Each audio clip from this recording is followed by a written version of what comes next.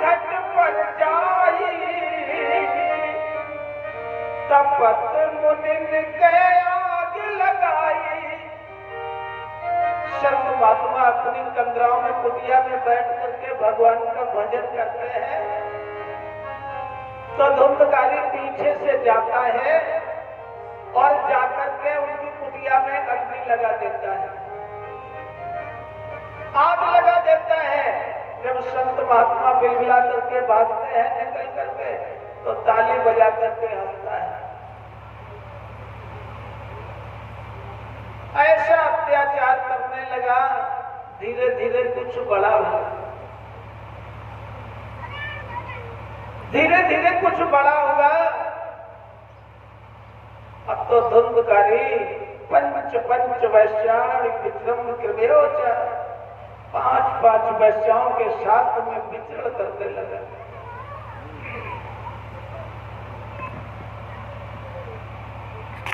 पांच वैश्याओं के साथ में विचरण करने लगा। एक दिन वैश्याओं ने विचार किया,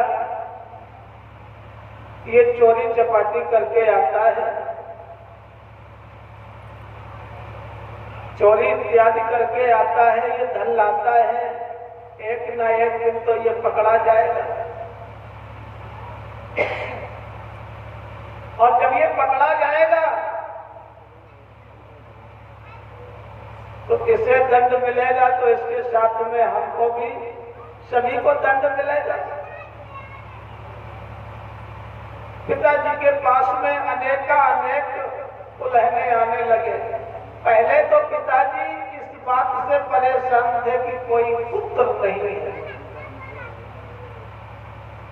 और अब इस बात से परेशान है कि पुत्र तो है लेकिन पुत्र न होने के बराबर है। संत जी ने कहा था, ये कहाँ लिखा है शास्त्रों में कि सुत ही नाम चलाता है, लेकिन संत जी ने कहा कुछ भी हो। पहले तो परेशान थे कि पुत्र नहीं है, लेकिन आज परेशान है कि पुत्र तो है लेकिन खिल नहीं दो।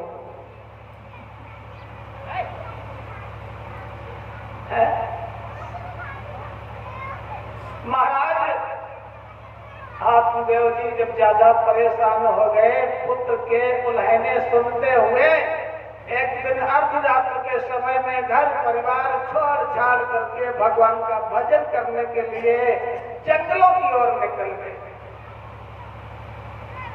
पिताजी तो निकल गए, अब घर में रह गई माता जी।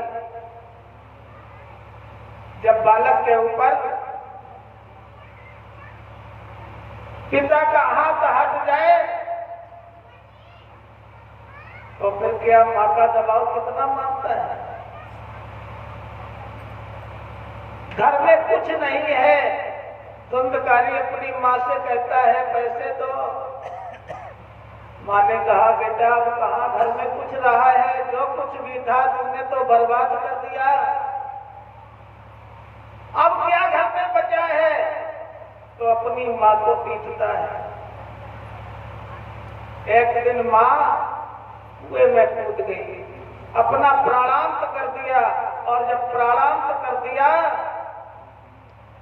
तो अब तो परम स्वतंत्र न सिर पर कोई, स्वतंत्र हो गया, कोई कुछ कहने वाला नहीं।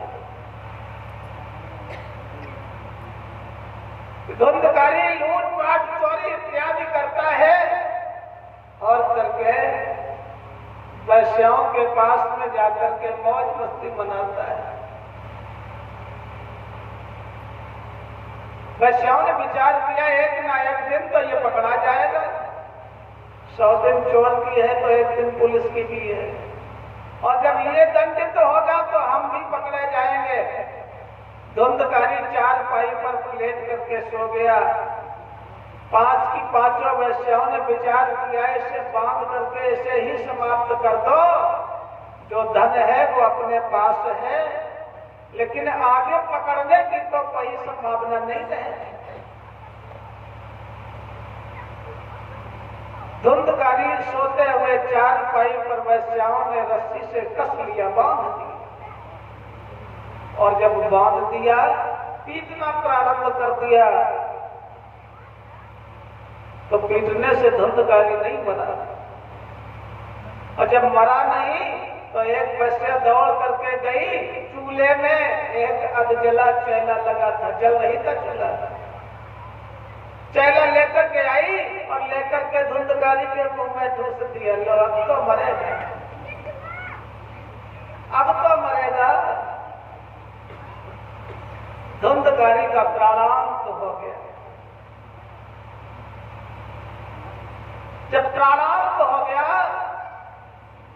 अब तो धुंधकारी महाप्रेत हुआ, अधोगति प्राप्त हो गई, महाप्रेत हो गया। महाराज गोकर्ण जी संत महात्माओं के साथ में सत्संग यात्रा करते हैं। पता चला मेरा भाई समाप्त हो गया है। गया में जाकर के पिंडदान इत्यादि सब कुछ किया, लेकिन धुंधकारी की आत्मा को शांति नहीं। विद्वानों के द्वारा महाराज गोकर्ण जी ने सुना,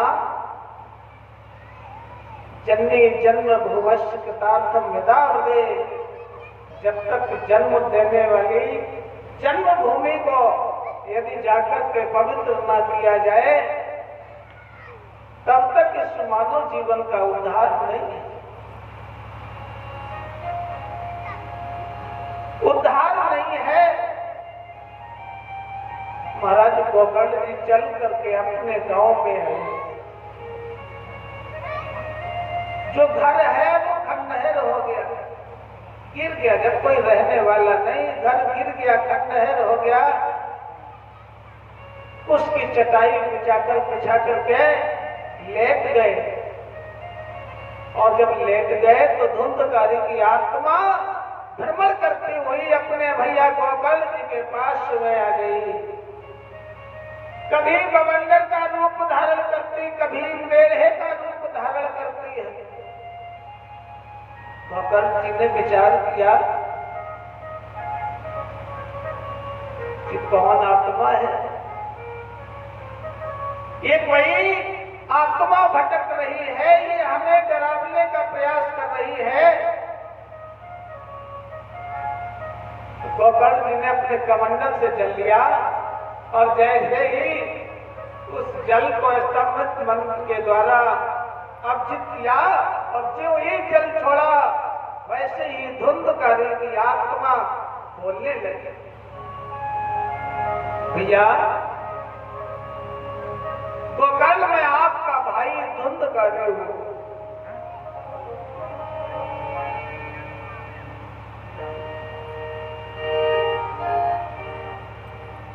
धुंधकारी की आत्मा बोलने लगी, भैया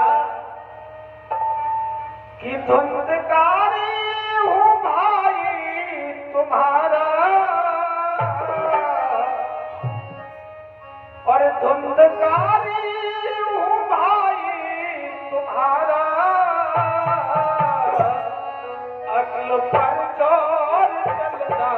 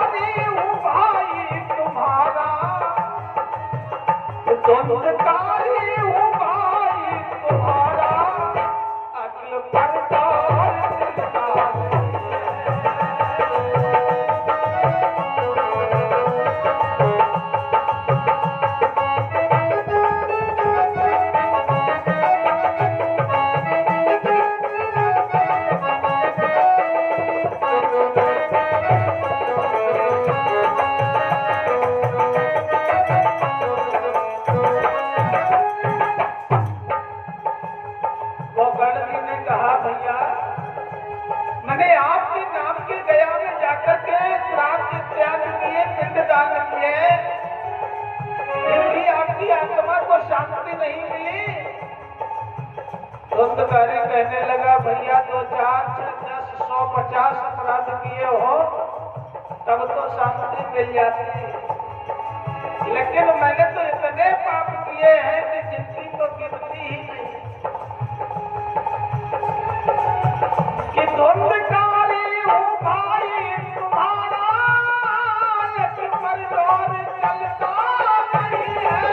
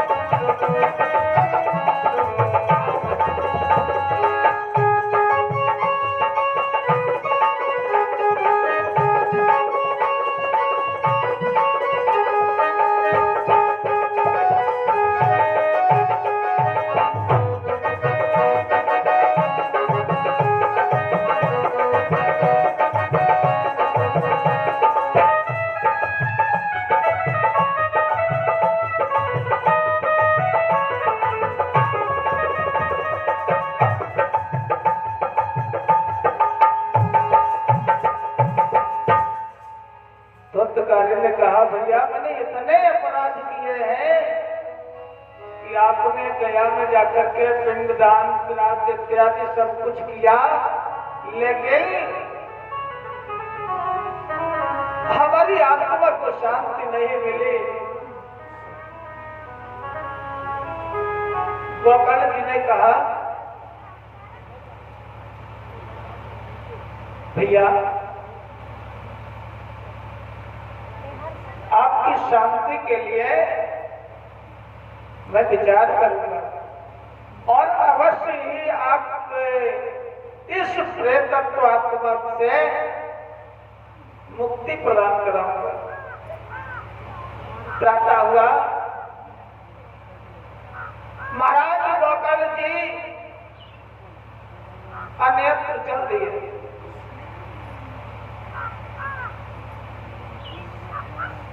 चले जा रहे हैं, महाराज गोपाल जी ने सूर्य भगवान के रथ को रोक दिया। रथ को रोक दिया, सूर्य भगवान से पूछा ये बताओ हमारे भाई की आत्मा को शांति कैसे मिले। सूर्य भगवान ने बताया आप नई सागर क्षेत्र में जाइए, वहां जाकर के आप अपने भाई को श्रीमद् भागवत सप्ताह ज्ञान यज्ञ की कथा सुने जो मोक्ष प्रदायिनी है। भागवत की कथा प्राणी को मोक्ष दिलाती है।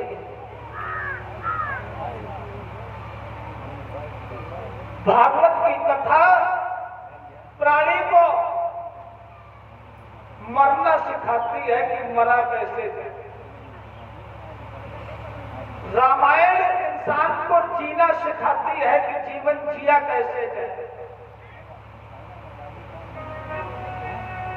रामायण इंसान के जीवन की एक कुंजी है कि आखिरकार में जिया तो जिया कैसे जाए, और भागवत मरना सिखाती है तो कि मरा तो मरा कैसे जाए, मरने के बाद में मोक्ष कैसे प्राप्त हो, ये हमारी भागवत सिखाती है। अनेक ग्रंथ, अनेक पुराण पढ़कर के विद्वान कोई भी बन जाए, लेकिन मानस रामचरित्र मानस एक ऐसा विषय है कि जब तक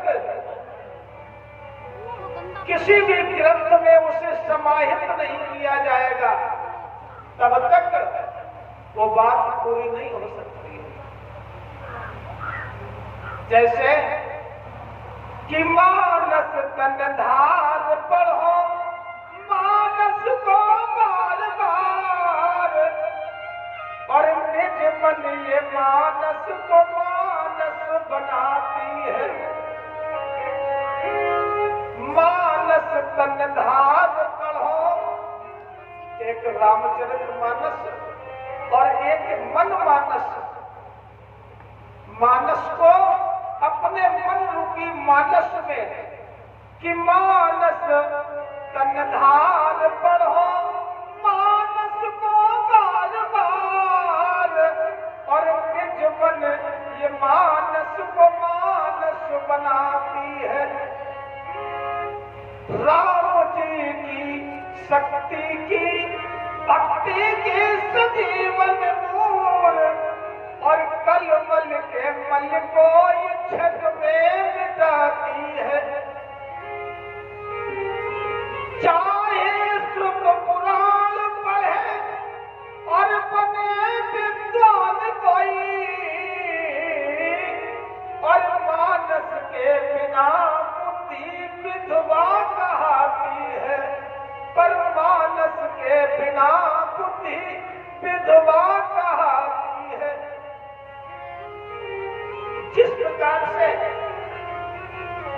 आप 56 प्रकार के भोजन बनाइए, 56 प्रकार के व्यंजनों को बना करके भगवान को समर्पित करिए, भगवान का भोग लगाइए, लेकिन भगवान तब तक भोग नहीं लगाएंगे जब तक उसमें तुलसी दल समाहित नहीं किया जाए।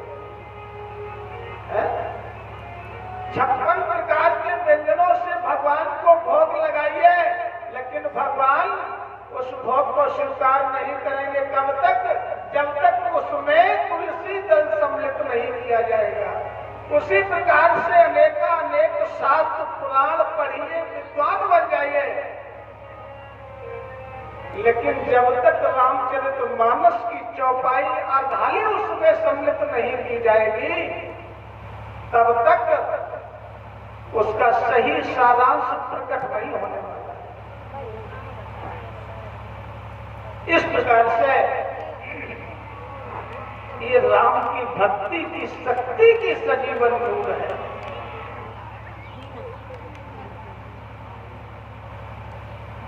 इस प्रकार से महाराज गोकर्ण जी ने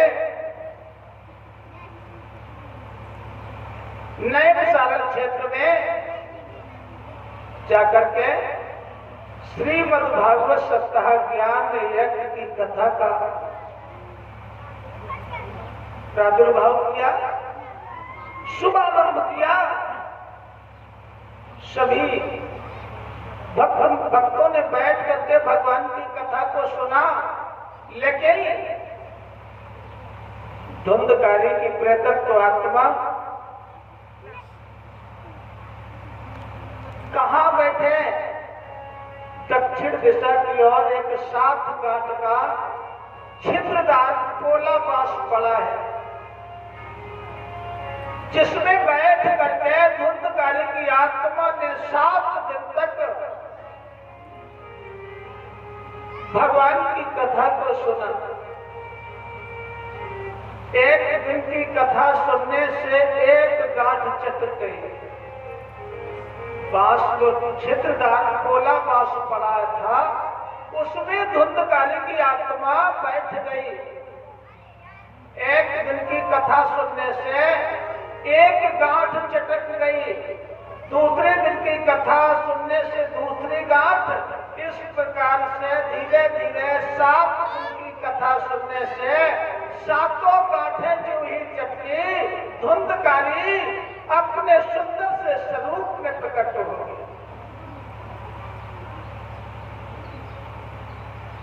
सुंदर से स्वरूप में प्रकट हो गया। भगवान के पार्षद विमान लेकर के आ गए। जैसे ही भगवान के पार्षद विमान लेकर के आए, कहा धुंधकारी आपके लिए विमान आया है, बैठो।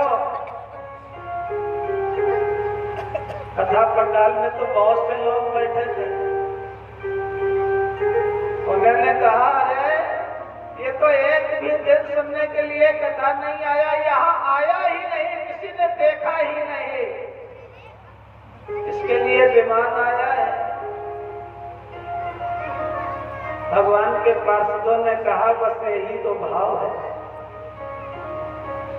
यही तो भाव है कथा सुनने का। जैसे विद्यालय में अध्यापक ब्लैक बोर्ड पर पढ़ाता है, क्लास में सभी विद्यार्थी बैठे हैं। मास्टर किसी को पढ़ाने में भेदभाव रखता है? नहीं रखता है।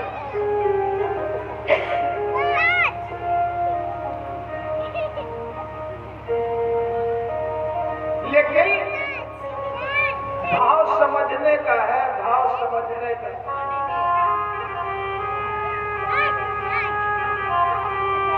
भाव समझने का है। एक विद्यार्थी उस सवाल को पूरा समझ लेता है, पूरा समझ लेता है तो वो फर्स्ट डिवीजन पास हो जाता है। एक वही विद्यार्थी आधा समझ पाया और आधा समझने के बाद में उसने देखा यार 12 बजे जाए सोने करके चलिए छोड़ करके चला गया, सेकेंड डिवीजन हो गया। और